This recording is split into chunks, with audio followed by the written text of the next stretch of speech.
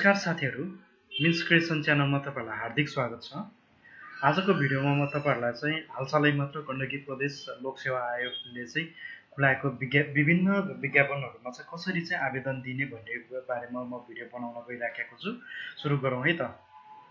सबैभन्दा पहिला तपाईले चाहिँ एउटा ब्राउजर खोल्नुस्। त्यसमा चाहिँ अब मैले चाहिँ गुगल क्रोम ब्राउजर खोलेको छु। खोलिसकेपछि यहाँ सर्च बारमा जाउँ। सर्च बारमा गएर चाहिँ हामीले चाहिँ ppsc.gandaki.gov.mp गरेर चाहिँ इन्टर गरौँ। गरिसकेपछि यहाँ चाहिँ अनलाइन एप्लिकेसन भन्ने चाहिँ अनलाइन एप्लिकेसनमा चाहिँ क्लिक गरौँ। गरिसकेपछि यहाँ चाहिँ केही कुराहरु छ है। यो कुराहरु थ्रुबाट चाहिँ हामीले जानुपर्ने हुन्छ। पहिलो नम्बरमा के छ, उम्मेदवारले मान्य व्यक्तिगत जानकारीको साथ प्रणालीमा दर्ता गर्नुपर्ने छ। दर्ता प्रक्रिया पूरा गरेपछि उम्मेदवारले इमेलमा अस्थायी पासपोर्ट प्राप्त गर्नेछन्। उम्मेदवारले इमेलमा पठाएको विवरण प्रयोग गरेर लगइन गर्नुपर्नेछ र पासवर्ड परिवर्तन गर्नुपर्नेछ। पासवर्ड परिवर्तन गरिसकेपछि उम्मेदवारले पुनः लगइन गर्नुपर्नेछ र खाली पदका लागि आवेदन दिन योग्य हुने आफ्नो प्रोफाइल पूरा गर्नुपर्नेछ भन्ने कुरा छ है। अब यसको लागि चाहिँ यहाँ चाहिँ तपाईले चाहिँ नेपाली या इंग्लिशमा छान्न सक्नुहुन्छ। मैले इंग्लिशमा छाने। अब हामीले रजिस्टर गर्नुपर्ने हुन्छ है। पहिला चाहिँ यहाँ रजिस्टरमा क्लिक गरौँ। रजिस्टरमा क्लिक गरेपछि यहाँ चाहिँ नेम राखौँ, मिडल नेमहरु, लास्ट नेम राखौँ, युजर नेम राखौँ, डेट अफ बर्थ हाम्रो चाहिँ कसको लागि फर्म भर्ने हो उहाँको चाहिँ डेट अफ बर्थ बीएस मा राख्ने हो कि एडी मा राख्ने हो। त्यसपछि इमेल राखौँ, त्यसपछि मोबाइल नम्बर, नेशनल आईडी भनेर चाहिँ अब नागरिकताहरु राखेर चाहिँ नागरिकता नम्बर राख्न सक्नुहुन्छ र नागरिकता चाहिँ कुन जिल्लाबाट चाहिँ इस्यु भयो र चाहिँ कहिले चाहिँ त नागरिकता प्राप्त गर्नुभयो बीएस अथवा चाहिँ एडी मा राख्न सक्नुहुन्छ। त्यसपछि चाहिँ सबमिट गरौँ है त। ल यो प्रोसेस कम्प्लिट गरेर सबमिट गरेर अगाडि चाहिँ एकैचोटी तपाईलाई देखाउने छु है त। तपाईले सबमिट गरिसकेपछि तपाईको चाहिँ इमेलमा चाहिँ एउटा चाहिँ पासवर्ड र युजर नेम आउनु पर्ने हुन्छ। यदि त्यो आएन भने तपाईले चाहिँ यहाँ चाहिँ फरगट पासवर्ड गरेर चाहिँ गर्न सक्नुहुन्छ। अर्को कुरा चाहिँ तपाईले चाहिँ डिडन्ट रिसिभ द इमेल भनेर गरेर पनि गर्न सक्नुहुन्छ। त्यसको लागि चाहिँ म डिडन्ट रिसिभ द इमेल गर्छु हैन। त्यसपछि तपाईले चाहिँ यहाँ युजर नेम, इमेल र चाहिँ मोबाइल नम्बर राखेर चाहिँ तपाईले सबमिट गर्नुस्। त्यसपछि अगाडि प्रोसेस म देखाउने छु। यहाँ मैले डिडन्ट रिसिभ इमेल गरेर पनि चाहिँ मेरो इमेल आएन। मैले चाहिँ यहाँ चाहिँ यहाँबाट चाहिँ एकचोटी ट्राई गर्छु युजर नेम र पासवर्ड राखेर। ल हेर्नुस् है। अब यसमा चाहिँ खुलिसकेको छ। मैले चाहिँ जुन युजर नेम र चाहिँ पासवर्ड राखेर चाहिँ डिडन्ट रिसिभ इमेलबाट चाहिँ आएको कुरालाई चाहिँ अब मैले चाहिँ यहाँ चाहिँ प्रोफाइलमा चाहिँ कम्प्लिट गर्छु। अब यहाँ चाहिँ इंग्लिश नेम, त्यसपछि नेपाली नेमहरु राख्न पर्ने हुन्छ। त्यसपछि यहाँ फ्यामिलीको नेम अनि त्यसपछि सिटिजनको कुराहरु भयो। त्यसरी चाहिँ तपाईले चाहिँ कम्प्लिट गर्न सक्नुहुन्छ। अब पर्सनल डाटा भरिसकेपछि हामीले चाहिँ एक्स्ट्रा कुराहरु चाहिँ भर्न पर्ने हुन्छ। यसमा चाहिँ अब कास्ट, त्यसपछि रिलिजन, विवाहित हो कि अविवाहित, अब चाहिँ रोजगारी हो कि बेरोजगार हो, मदर टङ लगायतका यो कुराहरु चाहिँ भर्न पर्ने हुन्छ। र त्यसपछि तपाईले चाहिँ आदिवासी क्याटेगोरीबाट चाहिँ तपाईले चाहिँ भर्नुहुन्छ भने तपाई आदिवासी हो भने तपाईले चाहिँ यहाँ फाइल चुज गरेर राख्नु पर्ने हुन्छ। मधेसी, दलित, अपाङ्ग, पिछडिएको क्षेत्रमा नि त्यही केस हुने गर्छ। यसमा चाहिँ तपाईहरुले चाहिँ अब फोटोहरु चाहिँ राख्नु पर्ने हुन्छ। फोटोमा चाहिँ तपाईले चाहिँ के गर्नुपर्ने हुन्छ नि 500 केबी भन्दा मुनिको फोटो राख्न पर्ने हुन्छ। र तपाईको फोटो 500 केबी भन्दा बढीको छ भने तपाईले चाहिँ साइजलाई कम्प्रेस गर्नुपर्ने हुन्छ। त्यसको लागि चाहिँ तपाईले चाहिँ गुगलमा गएर भनेर चाहिँ खोज्नु पर्ने हुन्छ। फोटो साइज कम्प्रेसर भनेर खोजेपछि यहाँ सुरुमै आउँछ। यहाँ आएको कुरामा चाहिँ तपाईले चाहिँ यहाँ पहिला चाहिँ आफ्नो फोटो चाहिँ अपलोड गर्नुपर्ने हुन्छ। गरिसकेपछि चाहिँ म एउटा चाहिँ ट्राई गर्छु है। मैले यो फोटो राखेँ है। यो फोटो आइसकेको छ। यो फोटोलाई चाहिँ मैले यहाँ क्लिक गरेँ। गर्दाखेरि चाहिँ यो फोटो चाहिँ 50 केबी को छ। यो 50 केबी लाई चाहिँ यहाँ क्वालिटी घटाएर चाहिँ तपाईले चाहिँ यो 50 केबी भन्दा तल झार्न सक्नुहुन्छ। यसमा चाहिँ अब त्यो यो चाहिँ क्वालिटी झारिसकेपछि तपाईले एप्लाई गर्नुस्। एप्लाई गरिसकेपछि यहाँ डाउनलोड गर्नुस्। डाउनलोडबाट चाहिँ तपाईले ल्याउन सक्नुहुन्छ। त्यसपछि म यो प्रोसेस कम्प्लिट गरेपछि मैले चाहिँ यहाँ नेक्स्ट गरेर अर्को प्रोसेसमा अर्को फेजमा जाने छु। अर्को कन्ट्याक्टतिर त्यति। अब हामीले चाहिँ एक्स्ट्रा भरिसकेपछि कन्ट्याक्टमा चाहिँ भर्नुपर्ने हुन्छ। अब कन्ट्याक्ट चाहिँ यहाँ चुज प्रोभिन्स भनेको छ। प्रदेश छान्नु पर्यो, जिल्ला छान्नु पर्यो। अब लोकल बडी भने चाहिँ गाउँपालिका हो कि के हो समथिङ त्यस्तो छान्नु पर्ने। वडा नम्बर, त्यसपछि मार्ग, टोलहरु चाहिँ राख्नु पर्यो। घर नम्बरहरु चाहिँ र फोन नम्बर छोडे नि हुन्छ। मोबाइल नम्बर राख्नु पर्यो। त्यसपछि इमेल भयो, मेलिङ एड्रेस लेख्नुस्। त्यसपछि नेक्स्ट गर्नुस्।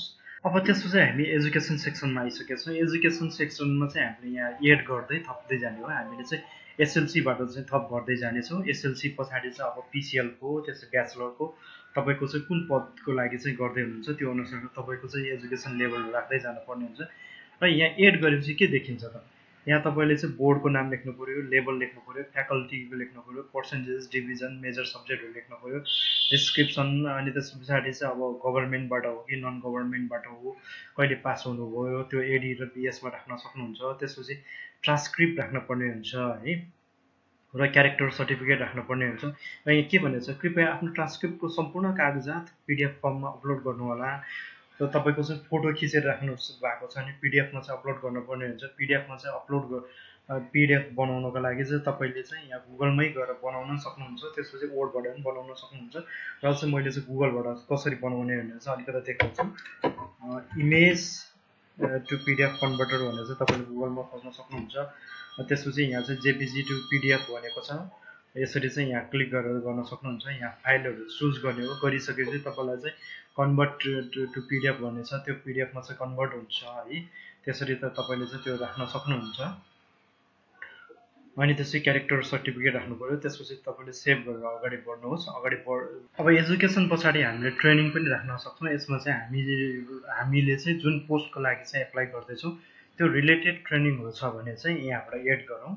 एडमा चाहिँ गएर हामीले यहाँ चाहिँ इन्स्टिट्युटको चाहिँ नाम, ट्रेनिङको चाहिँ नाम, त्यसपछि पर्सेन्टेज, डिभिजन, अनि ट्रेनिङ कहिलेदेखि सुरु भयो र कहिले अन्तिम भयो, त्यसपछि यहाँ चाहिँ डकुमेन्ट राख्नुपर्ने हुन्छ। र त्यस पछाडि हामी सेभ गर्नेछौँ। अब हामीले ट्रेनिङको चाहिँ अपडेट गरिसकेको छौँ। अब यो प्रोफेसनल काउन्सिल भनेको चाहिँ यसमा चाहिँ अब हेल्थ सेक्टरकोहरूले चाहिँ आफ्नो लाइसेन्सहरू चाहिँ अपडेट गर्नुपर्ने हुन्छ। अब यसमा पनि त्यही नै हो, एड गर्ने हो। एड गरेर चाहिँ हामी अगाडि बढ्नेछौँ। इन्स्टिट्युसन यो पर्मानेन्टहरू कि टेम्पोरी, दर्ता नम्बर राख्नु पऱ्यो, issue date, renew date, validity date, अनि त्यस पछाडि चाहिँ अब जेपिजी, पिएनजी, जेपिजी, पिडिएफमा चाहिँ अपलोड गर्न सकिने रहेछ है, अगाडि र पछाडि गरेर चाहिँ राख्न सकिने रहेछ। अब यस पछाडि हामीले एक्सपिरियन्सका कुराहरू चाहिँ गर्न सक्छौँ, राख्न सक्छौँ। यसमा चाहिँ अब गभर्मेन्ट एक्सपिरियन्स र नन गभर्मेन्ट एक्सपिरियन्सहरू चाहिँ आफ्नो के छ, कति समय गर्नुभयो त्यो राखेर चाहिँ हामीले अगाडि बढ्न सक्छौँ। अब हामीले एक्सपिरियन्स पछि केही डकुमेन्टहरू अपलोड गर्नुपर्ने हुन्छ। यसमा चाहिँ अब स्क्यान फोटोग्राफ भनेको छ, हालसालै खिचेको फोटो, त्यस पछाडि सिग्नेचरको चाहिँ फोटो राख्नुपर्ने हुन्छ। त्यस पछाडि चाहिँ नागरिकताको चाहिँ अगाडिको पाटो र पछाडिको पाटो राखेर चाहिँ हामीले चाहिँ नेक्स्ट गरेर अगाडि बढ्नेछौँ। अब हाम्रो डकुमेन्टहरू त्यस पछाडि चाहिँ भर्नुपर्ने कुराहरू चाहिँ कम्प्लिट भइसकेको छ र यहाँ प्रिभ्यूमा आएको छ, फोटो लगाएर यहाँ चाहिँ तपाईँको चाहिँ जानकारीहरू ठिक छ छैन प्रिभ्यूमा आउँछ। र यो कम्प्लिट भइसके पछाडि तपाईँले चाहिँ यहाँ भ्याकेन्सीमा गएर चाहिँ अप्लाई गर्न सक्नुहुन्छ। भ्याकेन्सीमा क्लिक गरौँ। अब यहाँ के भने चाहिँ please complete your profile first as you will not be able to edit some of your profile details after you have applied भने छ है। अब पहिला चाहिँ यो चाहिँ कम्प्लिट गर्नुपर्ने भन्ने कुरा छ। र यसमा चाहिँ अब यहाँ चाहिँ विभिन्न पदहरू छ, त्यसमा चाहिँ अब तपाईँले चाहिँ छानेर चाहिँ यहाँ चाहिँ तपाईँ अगाडि बढ्न सक्नुहुन्छ। अब यहाँ भ्याकेन्सीको चाहिँ लिस्टहरू देखाएको छ विभिन्न पदहरूको लागि। यसको लागि चाहिँ अब हामीले खोल्नको लागि चाहिँ यसलाई चाहिँ यता सारिसकेपछि हामी कुन समूहमा जाने हो, त्यसपछि यता भ्यू डिटेल्स भनेको छ, म यति मध्ये चाहिँ एउटा समूहमा जान्छु। यहाँ भ्यू डिटेल्समा जान्छु। गइसकेपछि यहाँ चाहिँ अलिकति डिटेलमा देखाइएको छ है। अनि त्यसमा चाहिँ अब कुन कुनबाट भर्ने, खुल्ला, महिला, आदिवासी बाट चाहिँ भर्न मिल्यो। र यसमा चाहिँ एप्लाई गरिदिने। गरिसके पछाडि चाहिँ do you have a minimum qualification भने चाहिँ yes I have minimum qualification भन्ने। त्यस पछाडि चाहिँ यहाँ चाहिँ what is the faculty of your minimum qualification भने चाहिँ यसमा चाहिँ अन्य लगाउने। अन्यमा चाहिँ अब मिनिमम नर्सिङ स्टाफ नर्स भनेर चाहिँ गर्छु। एएमएम एक्जाम सेन्टर अब एउटै मात्र छ, गण्डकी लोकसेवा आयोग भयो होइन। अनि त्यसपछि I accept terms and condition गर्ने। त्यस पछाडि यहाँ गएर चाहिँ एप्लाई भन्ने छ है, एप्लाई गर्न सक्नुहुन्छ। यहाँ गएर एप्लाईमा चाहिँ क्लिक गरौँ। एप्लाई गरिसके पछाडि यहाँ छ सबै कुरा देखाएको छ, मास्टर आइडी देखि लिएर सबै कुरा देखाएको छ।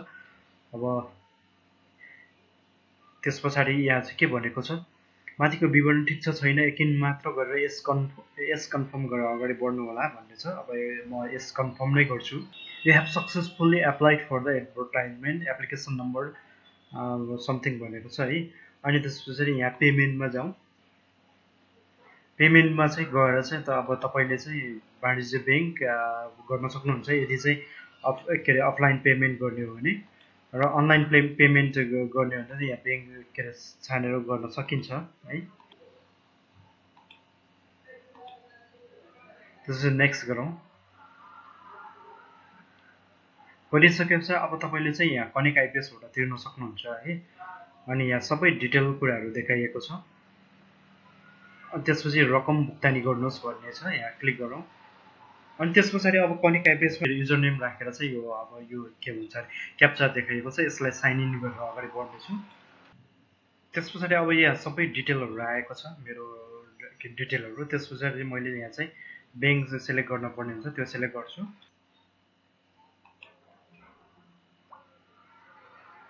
ओटिपी आएको छ, त्यो ओटिपीलाई चाहिँ मैले हाल्छु।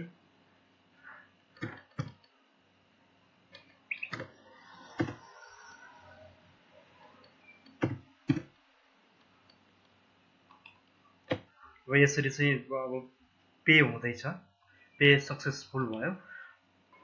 र त्यस पछाडि यहाँ चाहिँ अब आफ्नो डिटेल चेक गर्नको लागि अब यो माई एप्लिकेसन भन्ने छ, अल एप्लिकेसनमा गइसकेपछि माई एप्लिकेसनमा जाने। त्यसपछि अल एप्लिकेसनमा गयो भने you have applied for one post भनेको छ। हामीले अघि कनेक्ट आइपिएसबाट अथवा चाहिँ अनलाइनबाट पे गरेको देखाएको थियो, र अफलाइन कसरी पे गर्न सकिन्छ भन्ने कुरा चाहिँ मैले अलिकति छुट्याएको छु। त्यसको लागि चाहिँ अब यसमा देखाउन गइराखेको छु। अब यसमा चाहिँ अब मैले चाहिँ खुला, महिला, आदिवासी गरेर चाहिँ लगाउँछु। लगाइसके पछाडि अब यो अघिकै कुराहरू नै हो है। अनि त्यस पछाडि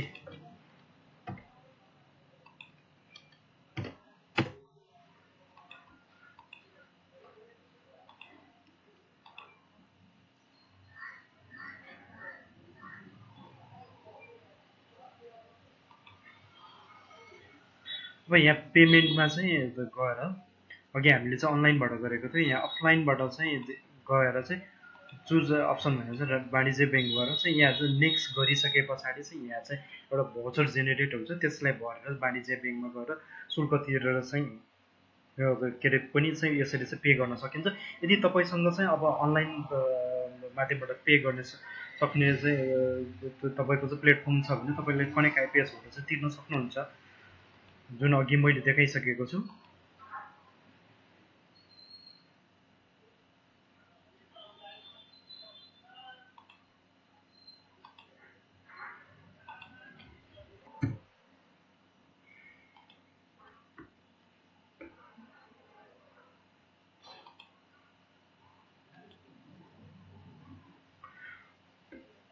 र यसरी नै तपाईँले चाहिँ अब गण्डकी प्रदेश लोकसेवाको चाहिँ आवेदन दिन सक्नुहुन्छ। र यो भिडियो चाहिँ तपाईँहरूको लागि चाहिँ महत्त्वपूर्ण रह्यो होला अथवा चाहिँ जानकारीमूलक रह्यो होला भन्ने चाहिँ मैले अपेक्षा गरेको छु। यदि तपाईँलाई चाहिँ त्यस्तो लाग्छ भने र तपाईँ यस च्यानलमा नयाँ हुनुहुन्छ भने कृपया मेरो च्यानललाई सब्सक्राइब गरिदिनु होला, ताकि आउने दिनमा चाहिँ योभन्दा चाहिँ राम्रा अथवा चाहिँ इन्फर्मेटिभ भिडियोहरू चाहिँ तपाईँ समक्ष पुग्नेछ भन्दै आजको भिडियोबाट बिदा हुन चाहन्छु। धन्यवाद।